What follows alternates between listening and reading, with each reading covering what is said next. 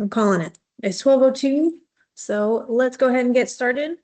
And I will have Lori do roll call, and afterwards we'll go around the room and catch anyone else who was not called. We're gonna go with just this laptop today. Okay. Shelley Enterkin, Here. Barb Long, Audra Miles, Here. Joe Coffin, Here. Craig Boynton, Here. Hannah Fuchs, David Luders, Here. Mary Patton, Allison Borland, Tracy Dowell, Sunny Pearson, Megan Brake, Alicia Dalt, Here. He's online, but Alicia, we can't hear you. Can't hear me? I'm here. yeah, and Tyler Okay. Rogers. Oh, there you go. Yep. Okay, thanks. Tyler Rogers. Yeah. Oh, here he is. Okay. Looks like you're muted, Tyler. Alexander Maxwell, Dawn Harper, Here. Jody Scott, Here. Shamron Robinson, Kylie Rathman, Chris Mitchell, Connie Shiley, Jim Brimner, Greg Cassidy. Okay, so as for the rest who we didn't call, I think the only one in the room is Dawn, so you can give a short presentation, a short introduction. I'm Dawn Cook. I'm the tenth.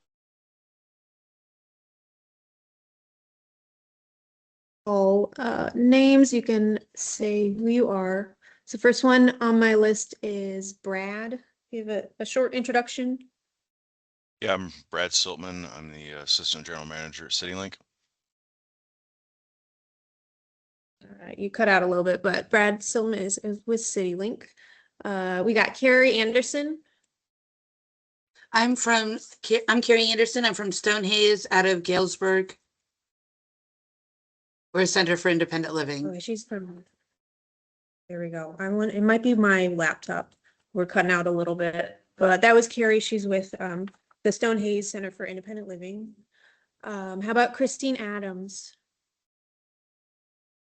Oh, it looks like you're muted. Oh, we still can't hear you. Sorry. Feel free to type in the chat too. Sure. Do anything different here.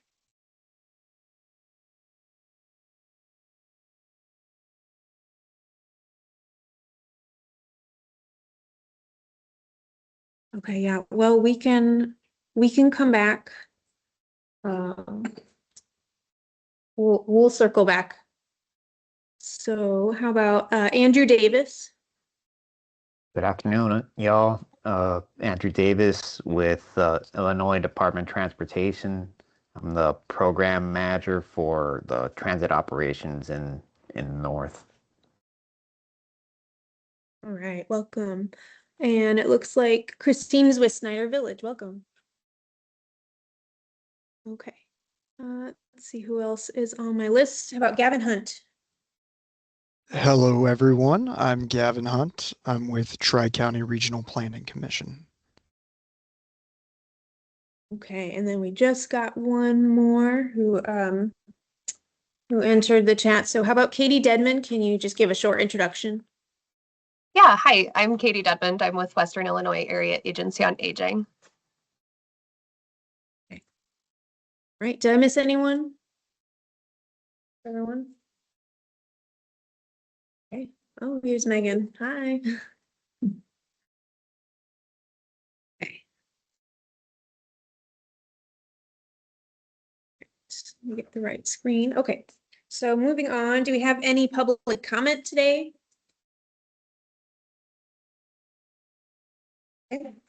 Seeing none, we'll move to the approval of the February 3rd, 2026 minutes. We don't have a quorum, but we can talk about them.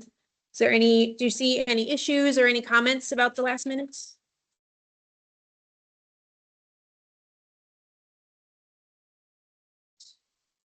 Okay, so we'll table that until next time. And so now we'll move to agenda item 4, which is the Tri-County Community Organizations Active in Disaster, or COAD, presentation by Don Cook. And I will share my screen here. Thank you. Rima was recently at a presentation at our Tri-County COAD. She joined us, and so she asked me to come and speak to this group. So I have kind of a dual role with the county. I'm actually the director of the Emergency Management Agency in Tazewell County. And then I also wear this other hat as a PCOM I've been PCOM for Tazewell County for about 10 years. So getting to more and more familiar with transportation, which I find very interesting and intriguing. But today I'm going to talk to you about Community Organizations Active in Disaster, which stands for COAD. We have a Tri-County COAD, which is Peoria, Woodford, and Tazewell. I'm going to give you a little handout today. This group was formed out of our tornadoes that we had in, they call it the Washington tornado, but it actually affected several communities in Tazewell County. But we found, you want to go ahead and skip to the next slide, Emma? That we didn't have everyone very well organized in the volunteer groups, community groups, everybody that wants to come and help during a disaster. So right now, when you look at the state, there is a state person that tries to help get COADs going, or VOADs, which would be volunteer organizations active in disaster. So she wanted me to let you know in the HSTP who has a COAD or a long-term recovery group. Woodford and Tazewell, we're the one group. Fulton does have one that they're getting started. Stark does as well. I do have the contact information for those two groups. So if you fall into one of those counties, you can get a hold of me. I just realized, I think I left the E off of Stark. Marshall County and Knox County currently do not have a COAD.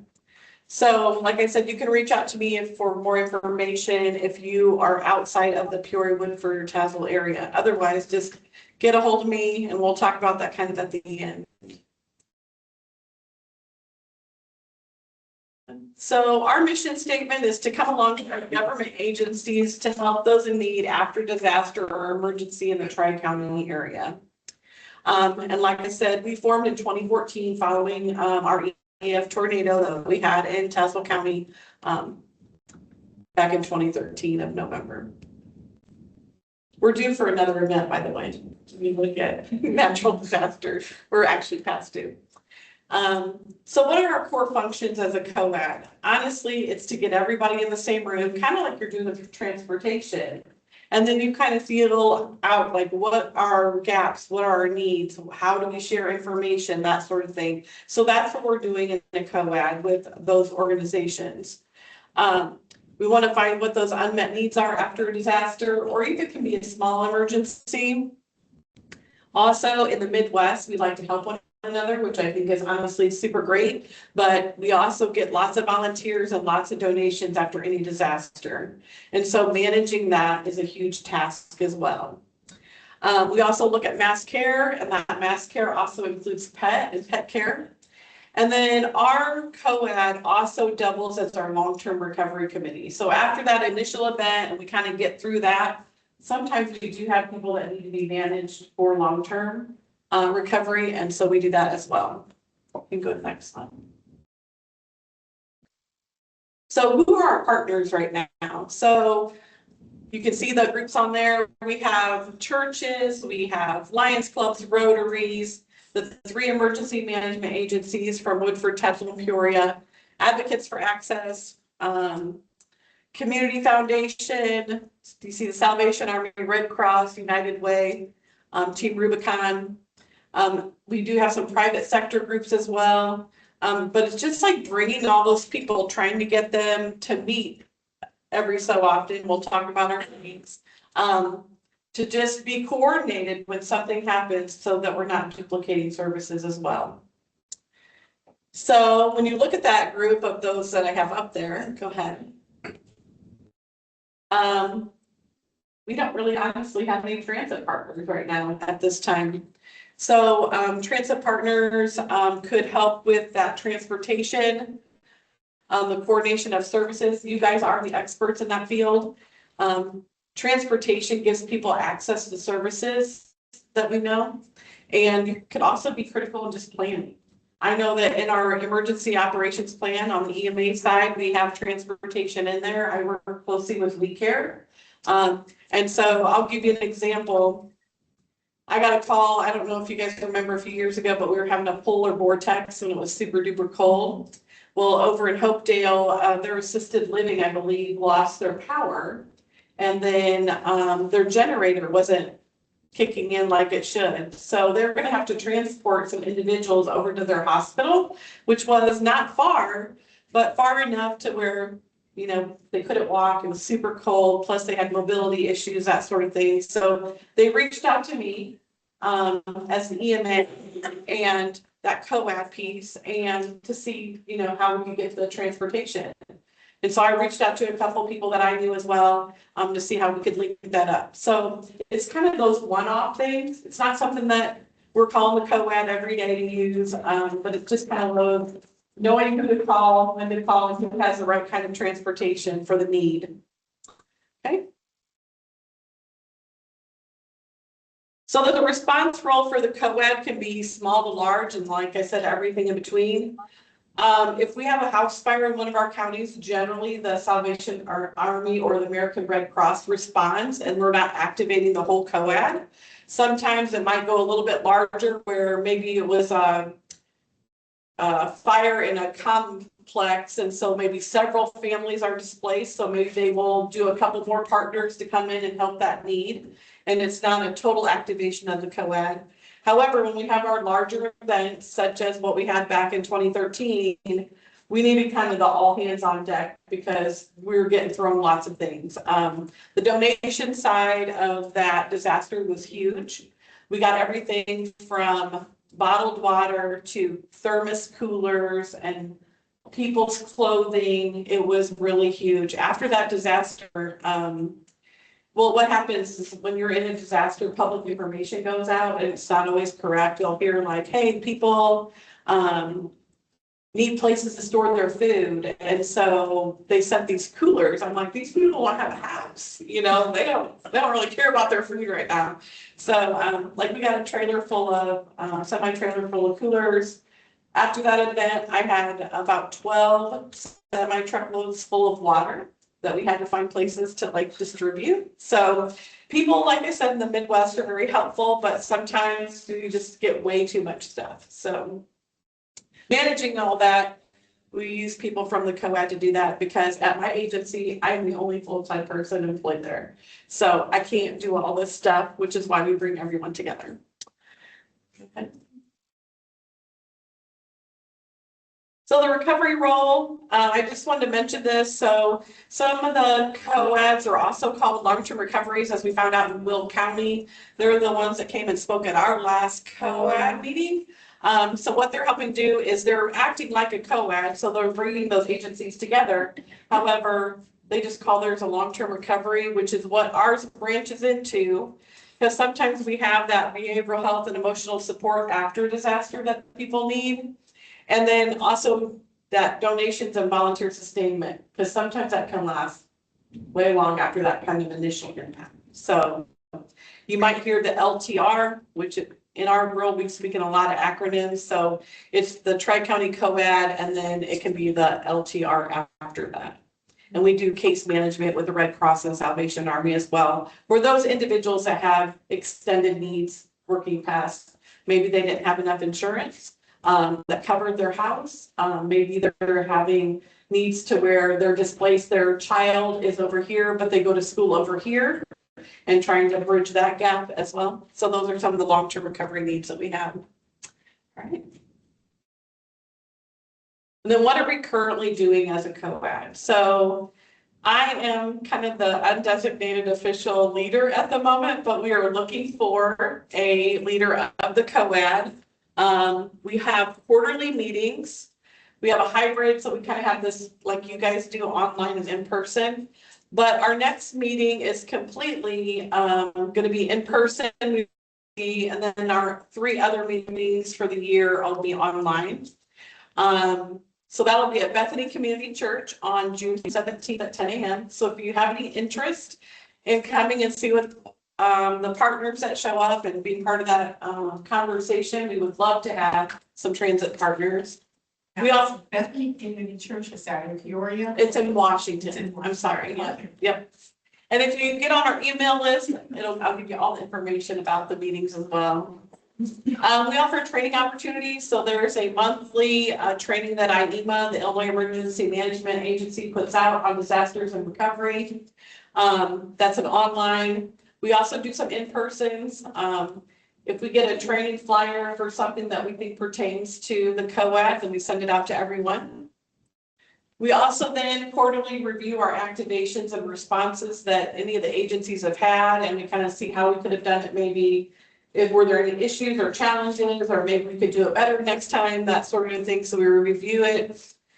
The COAD also has a 1-800 number. So if something happens in a community and somebody needs something, we do have a 1-800 that is funded by the Community Foundation. And so that number can be called anytime. When we're in an active disaster, if it's a larger event, we can have people that want to help people call that number, as well as people that need help can call that number, and we can get them organized. We're right now are working on expanding our membership, which is why I'm talking to you. Like I said, we don't have any transit partners that I can think of. When I look through our email list, I don't see anybody that's doing transit right now. And that is honestly a big need, or can be during an active disaster. We're also working on our communication, collaboration, and coordination prior to disasters. So that COAD and those meetings are all about. And maybe you might come to a meeting and you're like, okay, like I just want to be plugged in, but I don't want to come to all your meetings. That's fine too. Touch base with us on an annual basis, because as we know, disasters aren't happening every day. And you all have regular jobs that I know that keep you busy every day, because I understand that as well. Okay. So like I said, how can you get involved? You can attend a meeting. You can share your capabilities with us and what you can provide. You could participate in trainings and exercises. Maybe you say, I want to come to 1 meeting a year, but if you have an exercise where you're going to have transit in there, please let us know. We'd like to be a part of that. And then just supporting coordination efforts. I know you guys do that kind of on a daily basis, trying to get maybe a person that wants to go to X to Z and how to do that. And like I said, we'd like to tap into your expertise and kind of how you can maybe assist us in that transportation field. Okay. So that's my information. So if you think that you might want to become a part of that, please email me or call me or get me after the meeting and I'll write your stuff down, or if you have a card.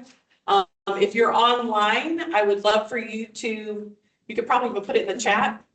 Sure. And then Rima can send that to me as well. If you think that's of any interest to you. If you're not interested, that's, no harm, no foul, right? It's all good. But like I said, we are looking for transit partners. And if that's something that you think that you could help during a disaster, please let us know. And again, that's for Woodford, Tazewell, and Peoria counties that I'm speaking about. If you're looking for Marshall or not Marshall, Bolton or Starr, let me know. I can get you their contact info. Anybody have any questions for me? Looks like we have one online from Katie Dedman. Go ahead, Katie. Yeah, not really a question, but just a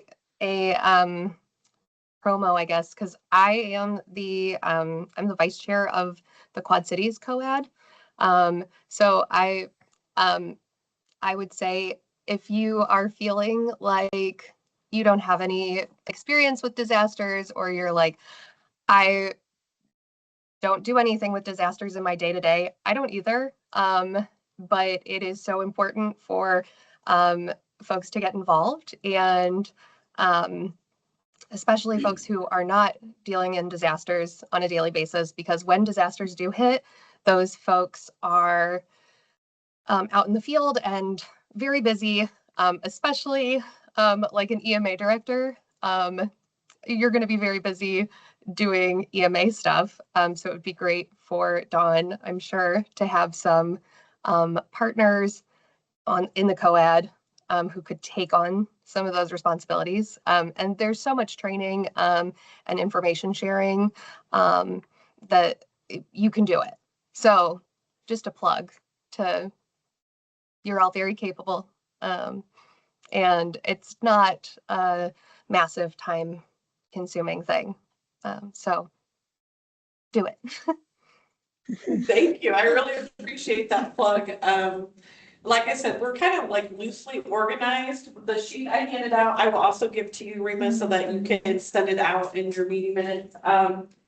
But you know, like there's no membership kind of thing. We just all get together 4 times a year and talk about stuff, right? And see how we can plug and play. So thank you. That's great. Any last questions, comments? Okay, appreciate it. That was really informative. Hello, Chris. Yes, go ahead, Chris. Did you have a question or comment, Chris? Do you have a lot of law enforcement interaction between the counties with disaster drills? Maybe you can't hear me today. I don't know. Yeah, we got it. We're We thinking. we're utilizing a law enforcement component during, just depends. Okay. Everyone hear that online? That it depends on the situation. So sometimes.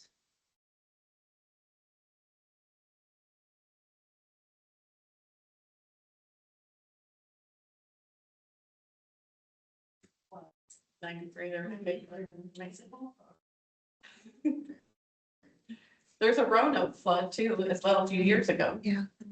In Woodford County. Okay, I don't think it was 93, I want to say it was in the 2000s, and people were calling us for adaptive equipment from our main closet and all of that stuff, so it is. We're hoping to not use you, right? Yeah. But That didn't happen. but when we have to, we like to know like who the contact is and what resources you do have available. I know what you needed, they are pretty active in the groups. So we did get a comment from Brad Siltman from CityLink, and he said he would like to connect. So I will forward all this information to everyone on my email list after the meeting, so we can make sure to make that connection. That's great. Thank you for having me. All right. Okay, any last questions, comments? Okay. All right, moving along. So now we're on agenda item 5, which is beginning HSTP document update process. So I'm going to share one more time. This time it'll be our current HSTP document. Okay. All right. This is the biggest I can make it. Okay. So it is it's part of the contract that Tri-County has with IDOT for this HSTP process to have a continuously updated HSTP document. So the last time we did this was about a year ago. I called it a light update. So kind of, we just updated the demographics and some of our maps related to that. This time, since the last time was not a complete overhaul, this time we will get ready to do a larger update. So what that means is essentially, just like I said, so we have demographics, we have maps, but also things like region-wide goals. And I'll just take you really briefly through what is currently in our plan and what that means. So this plan is meant to be a place where you can use it as a reference guide. So I mean, gold star if you read through all of it, but it's mostly meant to answer some questions or learn for specific areas. So things like background to what the region is, what HSTP is. And we have a whole section about demographics, what types of funding sources exist in transit in our region.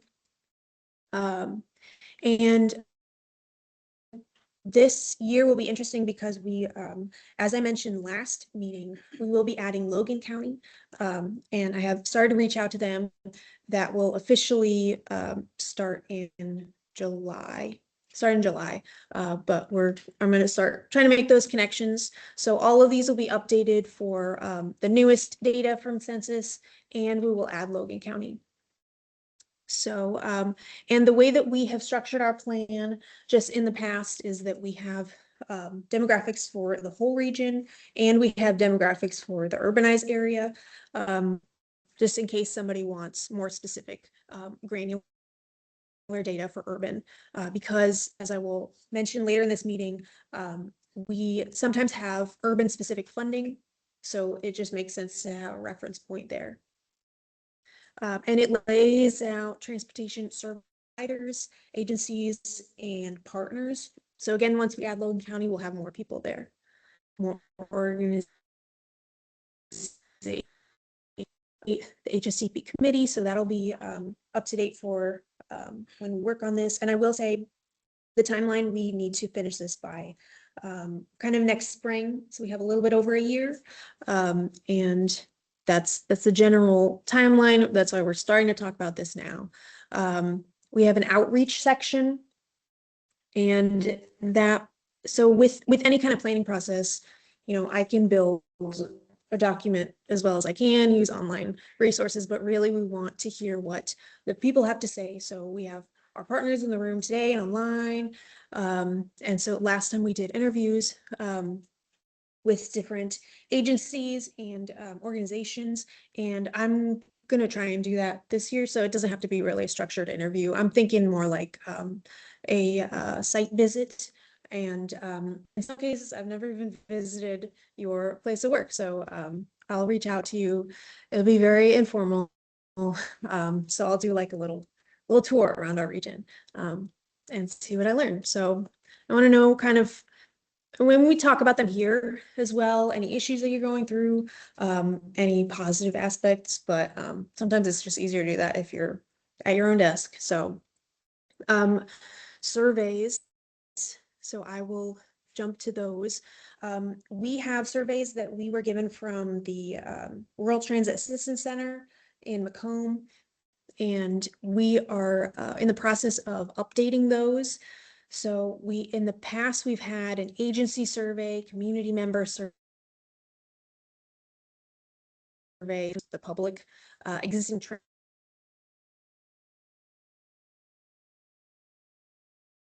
you would get an interesting noise that came out, but I'm not sure what happened. So you'll get kind of a survey that's specific to the organization that you are, the people that you serve, and I will work with you on that. So for example, I got a call from Shamra last week saying that CityLink is going to do their own surveys coming up in mid-April. And so she asked, is there a way to, collaborate on that? And I said, yes. So we're kind of combining surveys that would help both CityLink and this HSTP process for their riders. And we can do that for any of you. And I know that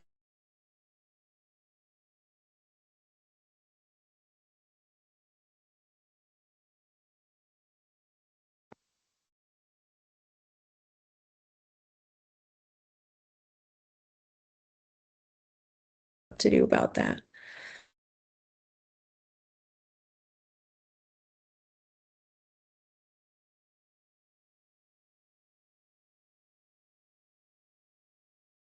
See. So action serve gap, this is, and in some cases, the language used here is just what IDOT is asking us to do.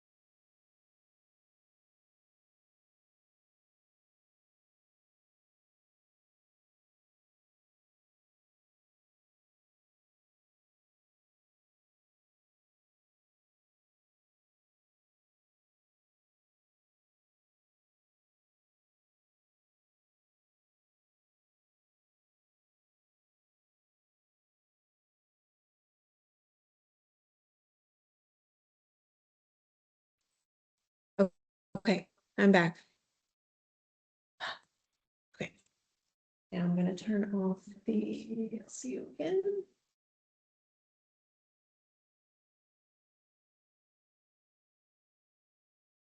Anyone hear us online? I can hear you, yeah. Yay. Okay, great. All right. Yay. Excellent. Okay, let's keep it moving since the internet is not on our side today. So I think I'll just end it there and we'll move forward to the provider and agency updates. And you know what? Let's start online because we're not really sure about that. So I will call your name, and if you have any updates that you want to share, whatever that may be, then feel free to share. And if not, that's okay too. So I'll just go down my list. How about Alicia Dalt? She says no updates. Audra Miles. No updates. Okay, how about Brad Siltman? No updates. Moving along. Brittany Burton. Yes. Hello. Do you have any kind of update to share? I do not. Okay, welcome. We have Carrie Anderson.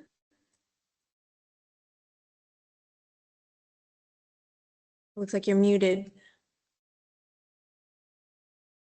I think you had previous audio issues in the past, so feel free to write in the chat. How about Chris Mitchell?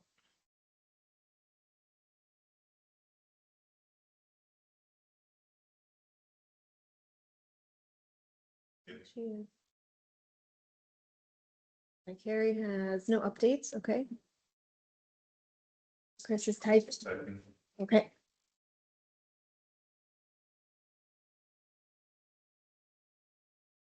I'll give it a few seconds.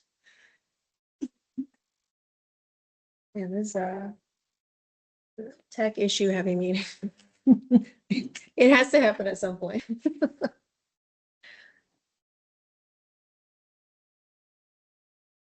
We don't immediately hear back. I'm going to keep moving down the line and then I'll keep checking the chat. I'll give it just a few more seconds.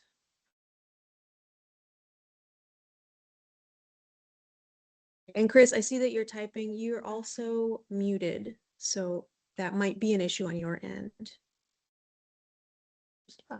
Christine Adams says, I'm new to this position and look forward to being able to add something to the group. Welcome, Christine.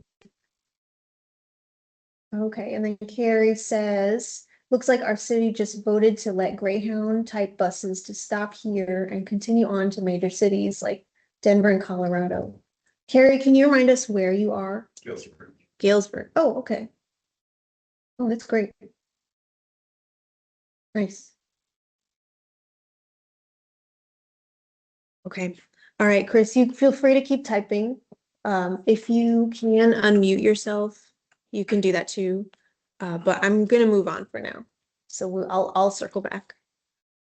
Let's see. How about Andrew Davis from IDOT?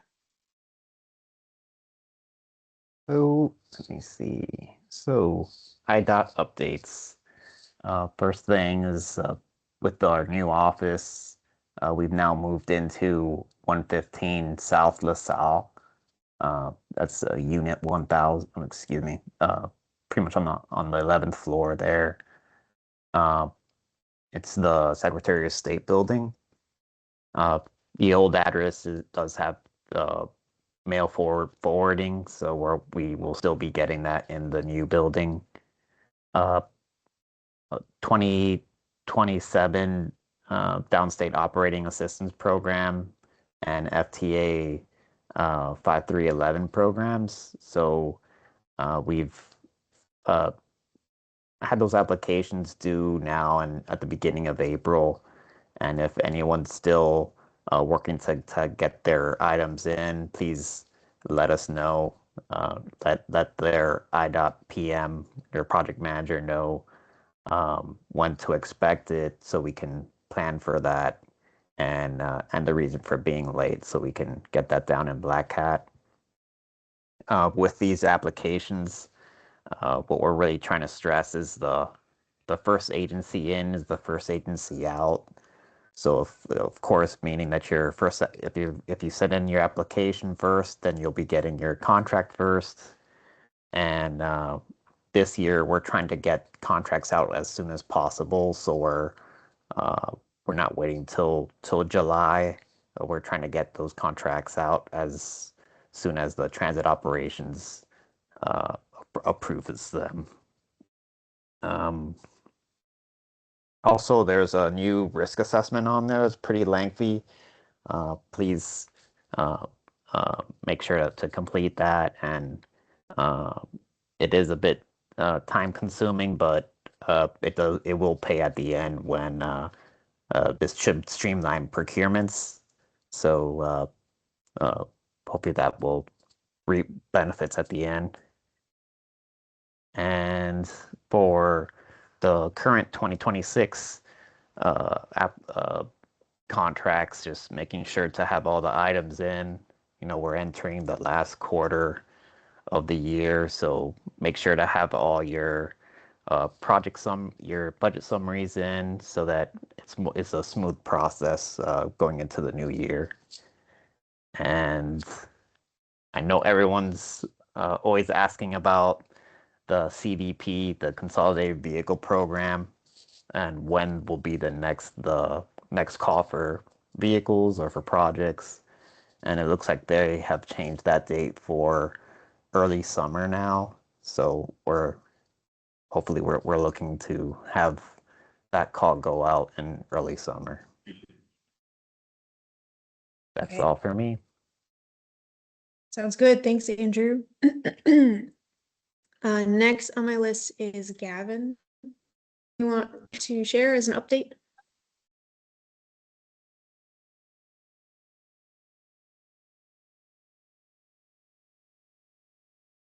Looks like you're muted, Gavin, if you're talking.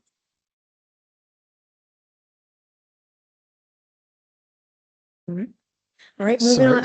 Sorry, I don't have any updates. Go ahead. Okay, sounds good. I see that Chris Mitchell put in the chat. I've had excellent service from City Lift and County Lift. Thank you. I will try to unmute. And I see that you did unmute, Chris. So maybe we go back to you. Is there anything more you want to say? No, I just always enjoy this meeting and hearing from other folks.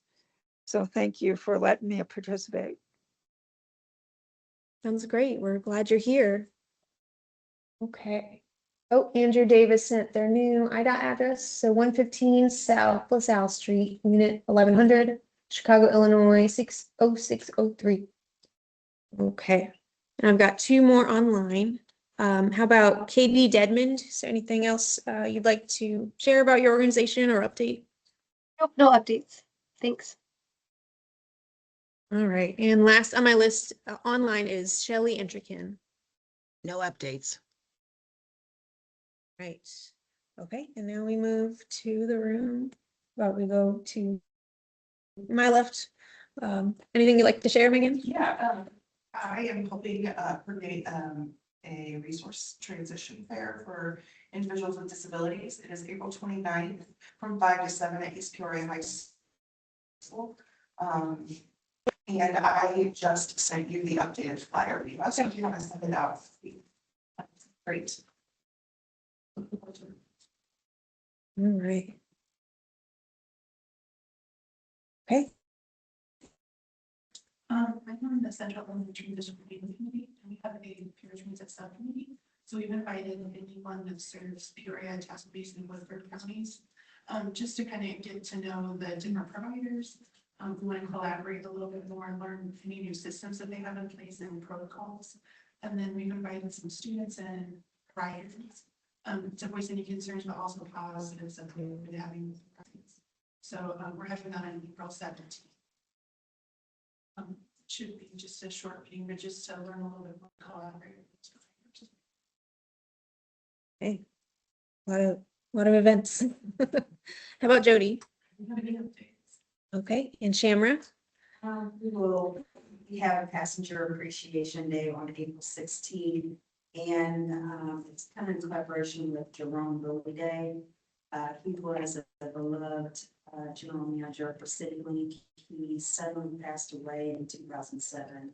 For nothing but great things about this man, but we will be celebrating, and it's pretty interesting because when we're out in the transit center and we provide like little gifts to the passengers, there's always someone that comes up and just talks about, you know, the story or history that they had with Jerome Lilly. Might have been a friend of his. I think he was a tennis player and was well known in the Peoria area. So it's just good to hear those different things.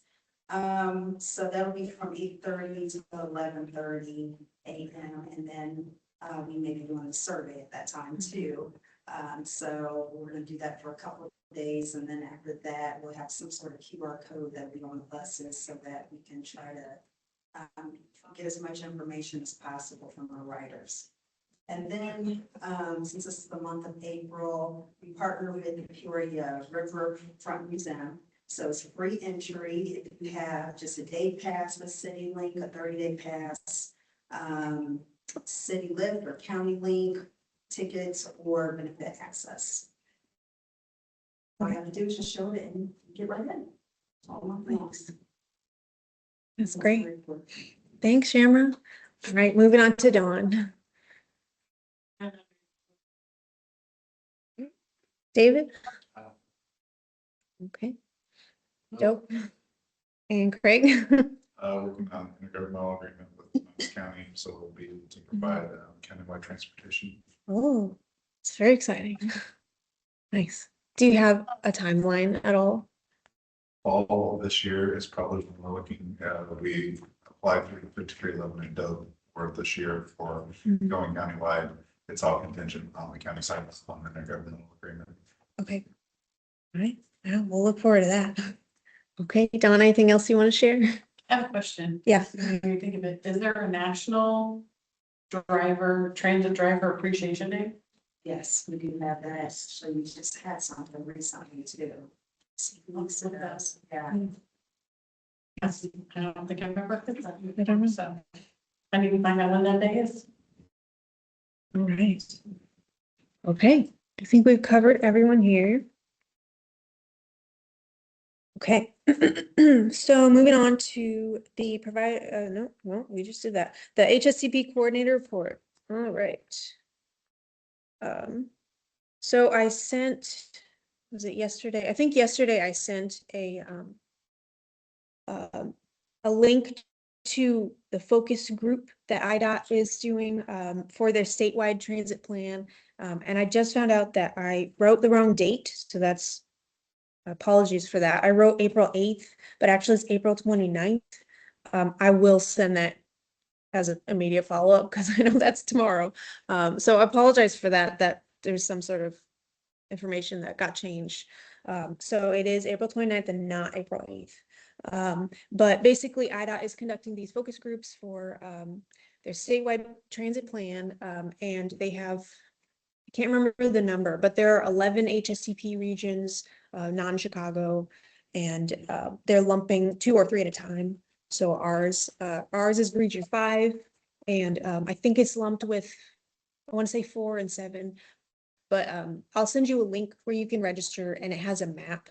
So if you are affiliated with another region, I know some of our partners are, you can join more than one.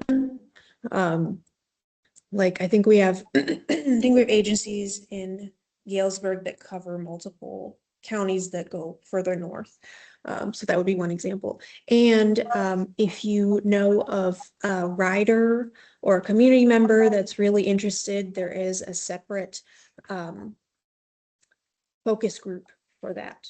And I think if you're a rider and you're on this call, part of this committee, then my understanding is that you would join the transit partners one, but I will double check that. Are there 2? Because I felt like that link, when I went to it, was like if you're a writer, they're gonna feel like a partner. I will send you more updated links because I think that I was going off an old email and they must have changed it.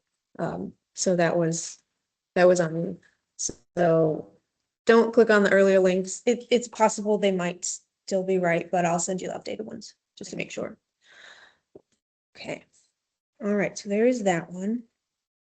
And then my other thing, is I'm actually gonna wait until the very end. So anyone who's been on this committee or part of this process for a while, you might recognize the section 5310 funding. So this is an urban funding stream that every couple of years we have a call for projects.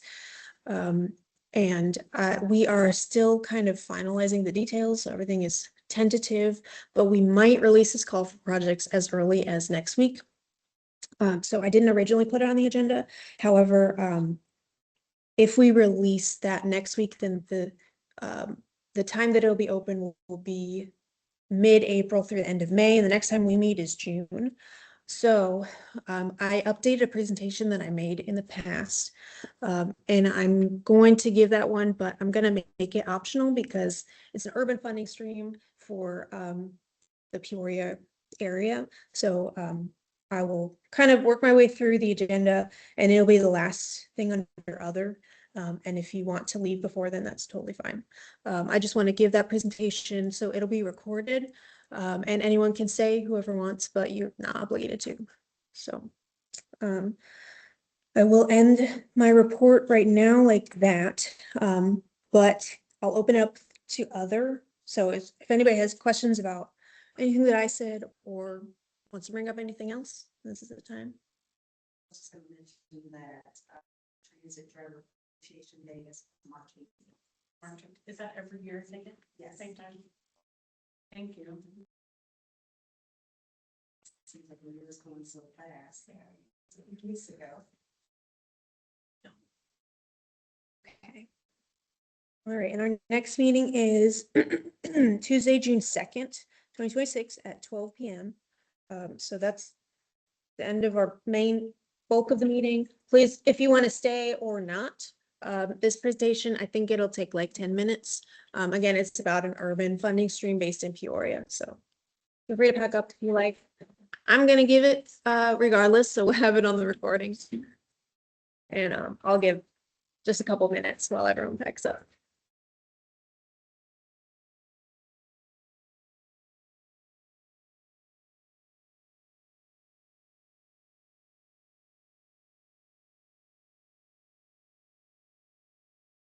Okay, getting this set up here. Thank you everyone for coming. Appreciate it. Yes. All right, just a couple. I'll I'll give it about a minute and then I'll start this vacation.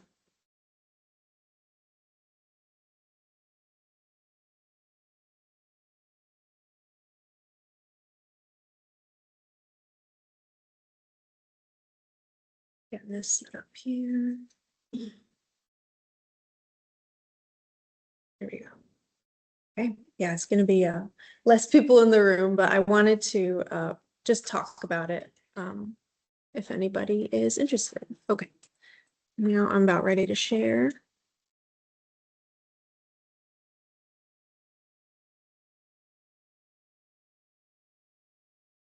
Okay. Thanks for coming. All right. I will not go too in depth, but I did want to talk about this funding stream. Just so we have it. So this is 5310 funds. It is a type of federal transit administration funding stream. We're just going to talk about the basics, the goals of the program in general, who is eligible, the type of funding that we have available, and local match requirements. Oh, and eligible activities.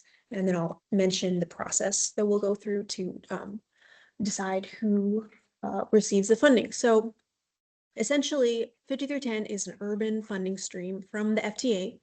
And the way that we do it in our region is that we split it between IDOT and Tri-County. This is based on an agreement from, I think, 2014, that basically says IDOT receives 55% of the fund procurement program, CDP, that we've heard about from Andrew Davis today. So they receive that funding so that we can have more vehicles in our region, but we as Tri-County receive the rest, so we can allocate it to different types of projects that are separate from vehicle funding. So when I say we, it's our urbanized area. This is not the best map, but you can kind of see, so Peoria, East Peoria, and Pekin are the main hubs here. And it's the green right now is CityLink service, paratransit, and then you can kind of see yellow in there. That's where the CityLink bus goes. So that's just for reference, but everything between inside the red line is it would be eligible in terms of geography. That's the urbanized area. So the goal really is to increase the mobility of seniors and people with disabilities through transit. That's the program in general. There's a lot of ways that we can do that. And I'll get into what that actually means. So who is eligible for this funding stream? Government agencies, public transit providers, and nonprofits. You do have to be within the Peoria urbanized area. That's just how this money is earmarked. Essentially, it's flagged for the Peoria urbanized area. And these are the funding amounts that we will release. So once we open up our call for projects, basically, when I say call for projects, it's essentially the application to apply for this funding. And you can pay attention to that bottom number, the 365,000. We will have that much money available to, like I said, nonprofits, government agencies, and such partners like that. So we get an allotment every year. And recently, Tri-County has been doing these call for projects about every other year. So we have just a little bit left over from 2024 that we're not able to spend. So that's lumped into 25, 26. And so this funding stream does require a local match. So essentially, if you want to apply for a capital project, and I'll explain what each of these mean, capital, that would be 80% federal cost share. And so your organization would have to pay 20% of the total amount of money that you would like. So basically pay 20% in and then get 80% through this funding stream. And if it's an operational project, that is a little bit higher, so 50-50, local and federal. So what do I mean when I say capital projects? So these essentially capital could be infrastructure, things like sidewalks. It could be items that basically that you can hold in your hands.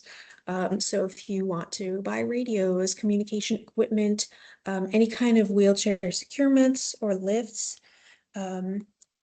we could do computer hardware, things like that. The list goes on and on. I'll send over this PowerPoint to everyone via email because there's a big circular document that the FTA creates, and it's really long. So these are these are just the things that to me jumped out for this capital. But you feel free to read. It's very overwhelming, but there is a link to that if you have a special case.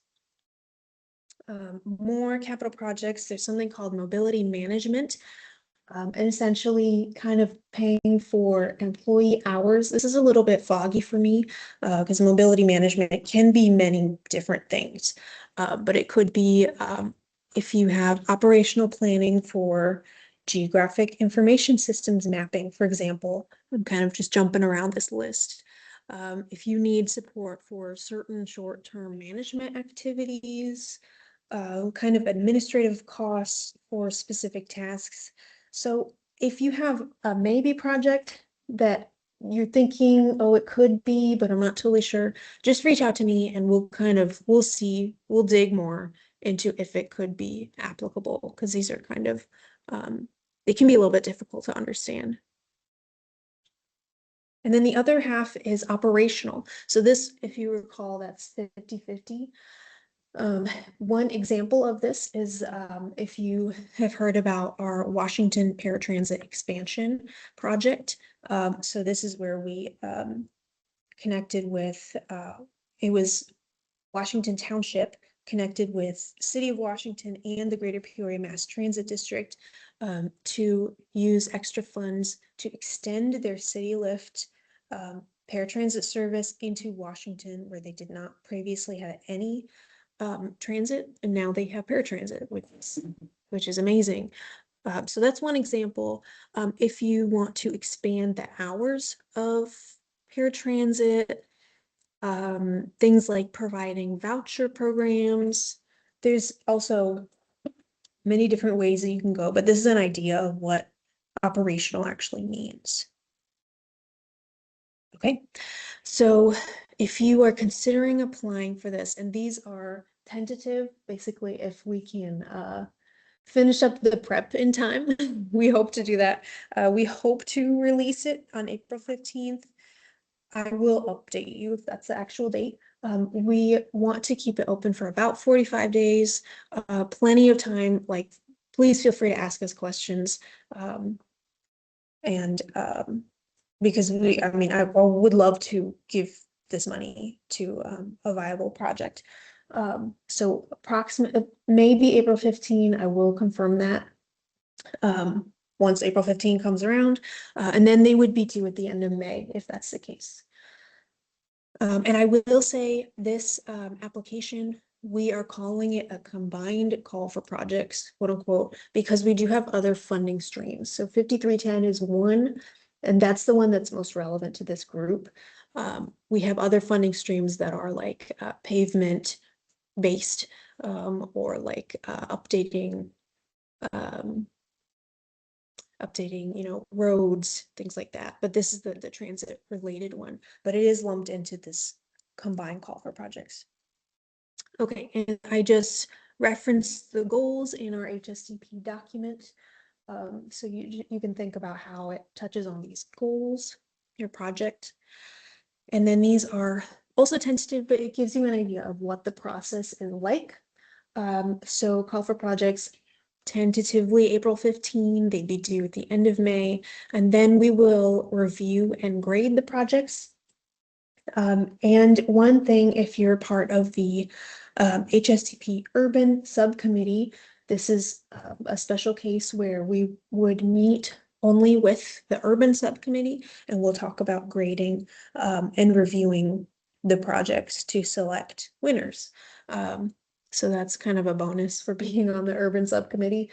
And so that will happen sometime later this summer. I will keep everyone updated on that. And then we will go through the administrative process once we select the projects. So we have a technical board, we have a policy board for Tri-County. And so that's what that will look like. And then once everything is approved, we will apply for this funding through the FTA. That's the last step. And just to give you an idea, if you if you are selected, then there will be some requirements to report back on your project, and we'll have kind of a sub agreement where we'll make sure that everyone's on the same page about the administrative requirements. So just want to kind of tease at that. And that's about it. So this is kind of a little bonus presentation at the very end. And I will send this out, but I just wanted to give a heads up since it might go out next week. And if I waited till June, then we would be too late. Yeah, I can take questions. If anybody has questions or comments. If we can't be eligible, they're looking at a parking lot. They should be, yes. I was wondering why they haven't gotten 5310 funds. Yeah, did you say a specific project? we could talk about it. I think they would because they're a nonprofit, right? Mhm. Yeah. Oh. Great. Anybody else online? Okay. I will close it off there and yeah, feel free to reach out to me if you have a maybe project. Oh, we got a couple people typing in the chat, so I'll wait just a little bit.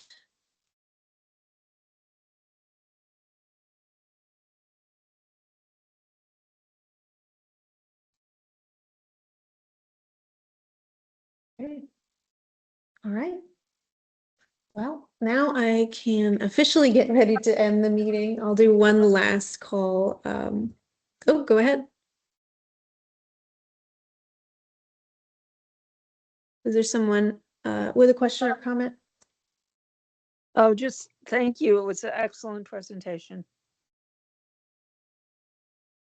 Excellent, thank you. Okay, all right. Well, I appreciate everyone for staying on just a little bit longer. And yeah, have a good rest of your day. So we will adjourn the meeting at 1:06.